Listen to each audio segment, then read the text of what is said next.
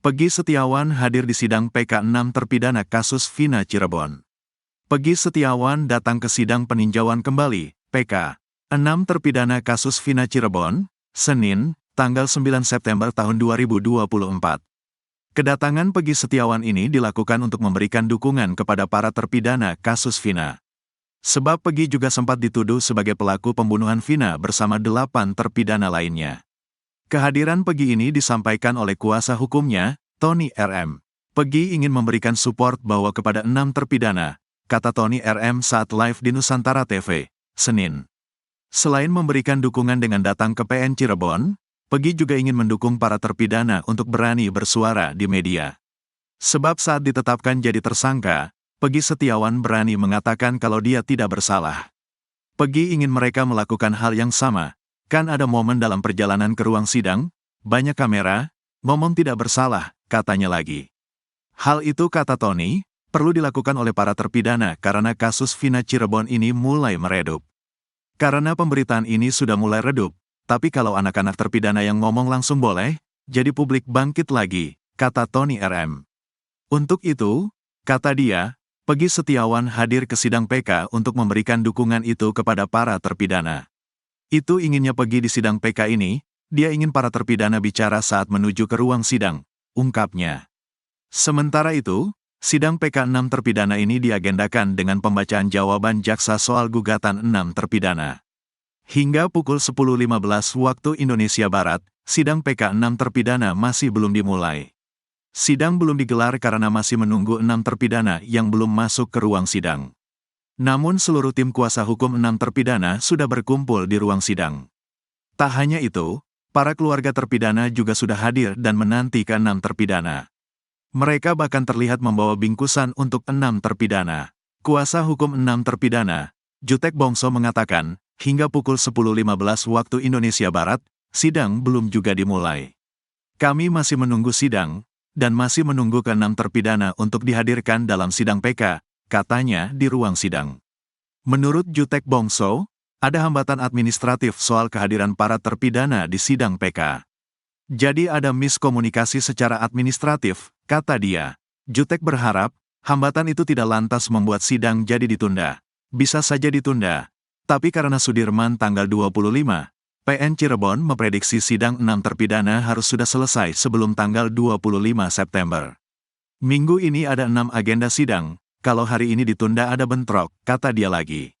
Bahkan menurutnya, hingga pukul 10.15 itu, pihak jaksa juga belum hadir di PN Cirebon. Padahal agenda sidang dijadwalkan dilaksanakan pada pukul 10 waktu Indonesia Barat. Terungkap sosok yang beri kabar kecelakaan Vina, niat bantu malah dituduh. Terjawab sudah sosok yang ikut Liga Akbar ke rumah Vina saat tragedi 2016. Ternyata sosok tersebut bukan pelaku seperti yang dituduhkan Marliana, kakak Vina Cirebon. Liga Akbar bercerita bahwa pada malam kejadian kasus Vina Cirebon, ia diminta untuk mengabarkan keluarga korban. Diminta untuk mengabarkan keluarganya Vina, kata Liga Akbar. Liga pergi dari rumah sakit Gunung Jati ke rumah Vina bersama temannya. Dari situ saya dibantu sama teman saya diantarkan ke rumah Vina, kata Liga Akbar. Saat tiba, rumahnya di rumah Vina sudah dalam kondisi ada yang berduka. Di rumah Vina sedang ada yang berduka. Saya izin untuk mengabarkan keluarganya, ditanyain, ada apa mas? Vina udah di rumah sakit. Emang ada apa? Kecelakaan awalnya bilang, kata Liga Akbar. Saat ke rumah Vina, Liga Akbar dan temannya bertemu dengan nenek-nenek. Pas ngetok rumahnya yang respon ya neneknya. Neneknya juga gak percaya terus marah-marah. Kata warga, ya udah mas pulang lagi aja, kata Liga Akbar. Kini terungkap sosok yang menemani Liga Akbar Cahyana ke rumah Vina. Dia adalah Hadi Ismanto atau karib dikenal Hadi Onadio. Hadi mengaku juga sempat masuk ke kamar jenazah melihat kondisi Eki. Ke kamar jenazah cuma di dalam tapi gak terlalu dekat, kata Hadi Onadio dikutip dari YouTube Vario. Hadi Onadio mengaku sebagai orang yang menemani Liga Akbar ke rumah Vina. Yang nemenin gagal Liga Akbar ke rumah Vina ya saya, katanya. Dia tak berani muncul karena disebut sebagai pelaku kasus Vina oleh Marliana. Kakaknya Vina, pelakunya, katanya. Senada dengan Liga Akbar, Hadi juga bercerita bertemu dengan nenek-nenek di rumah Vina. Lagi berduka, Udah ada keranda di situ di rumah Vinanya, udah ada yang berduka. Yang ditemuin itu kan neneknya. Gak tahu yang mandiin jenazah apa, bukan, pokoknya nenek-nenek lah, kata Hadi. Hadi Onadio mengaku tak hanya berdua, mereka minta didampingi warga sekitar. Ditemenin sama warga sekitar, kalau gak RT RW lah, minta ditemenin ngasih kabarnya, katanya. Dia menekankan bahwa yang ditemui saat itu bukan Marliana. Yang saya sama Liga Akbar jumpain bukan kakaknya Vina. Gak ketemu neneknya, kata Hadi. Hadi Onadio menyesalkan ucapan Marliana tentang dirinya dan Liga Akbar yang dituduh sebagai pelaku. Sempat viral Syah. Awa viralkan foto saya, foto Egi. Kalau saya kan niatnya Liga Akbar minta temenin, saya kan cuma mau nolongin, kata Hadi Onadio. Kakak Vina, Marliana sudah terlanjut mengatakan bahwa yang datang ke rumahnya mengabarkan kecelakaan di Jembatan Talun Cirebon adalah pelaku pembunuhan. Jadi ada yang datang, saya gak tahu itu pelaku tuh. Jadi yang ngasih tahu tuh pelakunya. Awalnya gak tahu, kata Marliana saat diwawancara Denny Sumargo. Marliana bercerita orang tersebut ditemui oleh neneknya. Dia datang ke rumah, ngasih tahu, Mbah, katanya, Vina kecelakaan, sekarang posisi sudah di rumah sakit, kata Marliana. Kemudian ayah dan kakeknya pergi ke rumah sakit untuk melihat kondisi Vina. Datanglah ke sana tuh bapak sama kakek, kalau saya gak ikut, katanya. Terpidana kasus Vina kebal disiksa penyidik usai ditolong maung. Ucil mengaku tak merasa sakit ketika disiksa penyidik kasus Vina Cirebon. Rivaldi alias Ucil mulai kebal ketika didatangi oleh uyutnya di dalam penjara usai disiksa penyidik kasus Vina Cirebon. Rivaldi alias Ucil sebenarnya adalah tersangka kepemilikan senjata tajam. Dia dilaporkan ke polisi setelah melakukan kekerasan terhadap pacarnya. Atas kasus itu Ucil ditangkap dan ditahan di Polsek Utara Barat Cirebon. Tapi setelah 3 hari ditahan, Ucil justru didatangi ayah Eki, Ibtu Rudiana. Dia dituduh terlibat dalam kasus Vina Cirebon.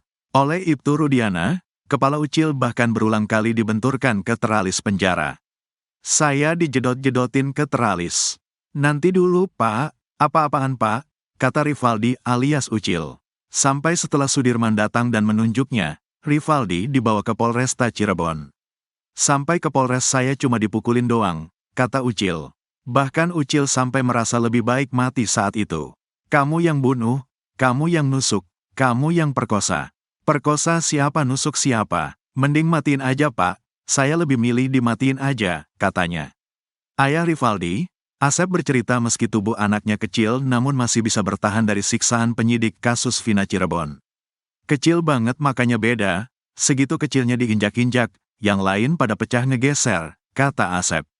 Akibat siksaan itu, kata Asep, Rivaldi sampai tak berdaya dan kritis. Saat itulah, kata Asep, ada sosok uyutnya yang menghampiri Rivaldi. Waktu keadaannya darurat antara hidup dan mati datang uyunya Rivaldi, katanya. Dijilatin semua dari ujung kaki sampai ujung kepala sama maung, tambah Asep. Setelah itu Rivaldi kembali menerima penyiksaan. Namun kali ini, kata Asep, Rivaldi sama sekali tidak merasakan sakit seperti semula. Akhirnya Rivaldi nerima siksaan lagi gak kerasa, sampai staples, gak kerasa udah. Kata Rivaldi kebal. Udah kebal Pak semenjak ketemu Paman Maung aja, kata Asep. Gak bilang apa-apa, udah pergi lagi.